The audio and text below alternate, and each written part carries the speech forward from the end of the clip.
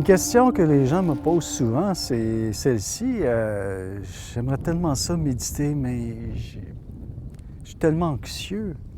J'ai tellement d'agitation mentale, j'y arriverai sûrement pas. Les gens parfois me posent cette question-là d'une façon honteuse, coupable, comme s'ils étaient anormaux. Je me souviens quand j'ai commencé à méditer, j'étais comme ça, moi aussi. J'étais anxieux. J'avais beaucoup d'agitation. J'étais vraiment pas bien avec moi-même. Alors, je peux peut-être vous partager ce que j'ai fait, puis ce que j'enseigne.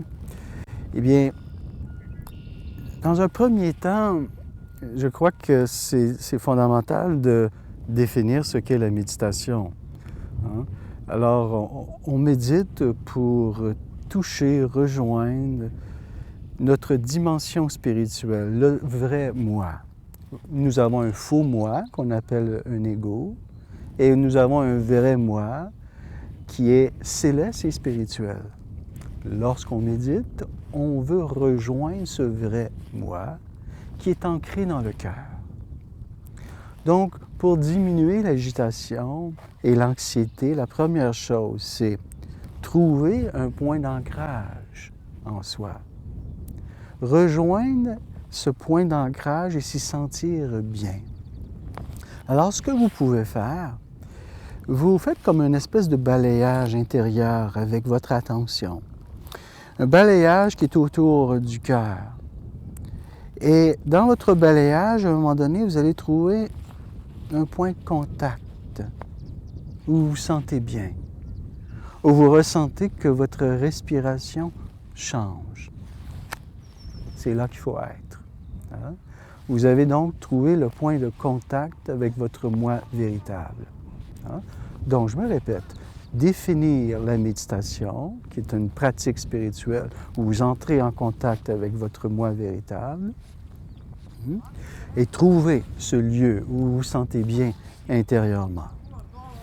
Autre chose à faire, cessez de vous battre contre vous-même, de vous battre contre vos pensées, de rechercher à faire le vide. Il y a trop de gens qui vont vers la méditation qui veulent absolument faire le vide intérieur. Oui, il viendra, mais vous ne devez pas lutter contre ce qui est là.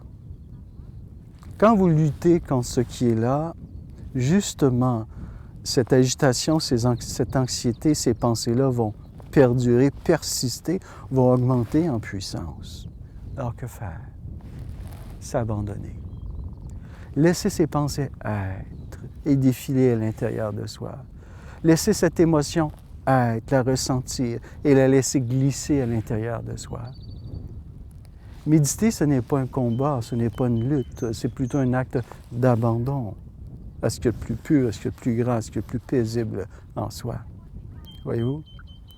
Donc, ça nécessite un abandon à ce qui est là. Accepter que, coudon, vous êtes agité, que vous avez des pensées, ça ne fait pas votre affaire, mais vous vous déposez dans votre centre et vous laissez filer les choses. Alors, bien sûr, vous pouvez méditer si vous êtes agité et anxieux. On commence tous comme ça. Hein? Et si vous installez la méditation dans votre vie, vous allez voir que dans un certain laps de temps qui dépend de votre niveau d'engagement, cette anxiété, cette agitation disparaîtra.